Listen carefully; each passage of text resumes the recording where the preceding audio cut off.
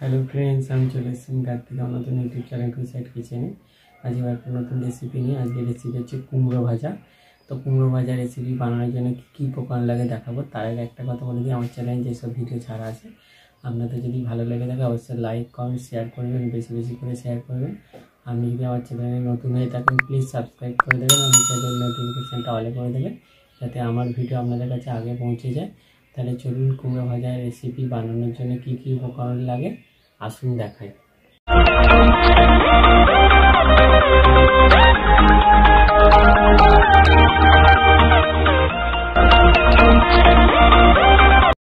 কুমড়ো বা মিষ্টি কুমড়ো ভাজার জন্য কি কি উপকরণ লাগে চলুন তাহলে দেখিয়ে দিই। এখানে আমি কুমড়ো নিয়ে নিয়েছি কিছুটা পরিমাণ মতো, এখানে তেল নিয়েছি পরিমাণ মতো, নুন নিয়েছি পরিমাণ মতো, হলুদ গুঁড়ো, জিরে গুঁড়ো আর লঙ্কার গুঁড়ো। তাহলে চলুন রেসিপিটা শুরু করি। কুমড়োটাকে কেটে নেব, বেশি বড় না মাঝারি সাইজ করে কাটবো। কেটে নিয়েছি, ভালো করে কেটে ধুয়ে নিয়েছি।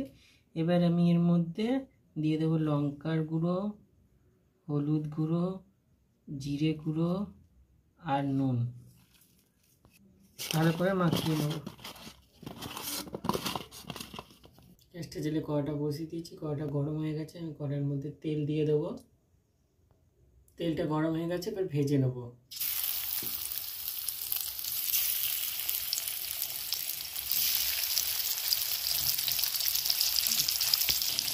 এটা মিষ্টি কুমড়ো বলে তাই চিনি দিলাম না, আপনারা চাইলে চিনিও দিতে পারেন যদি কাঁচা কুমড়ো হয়।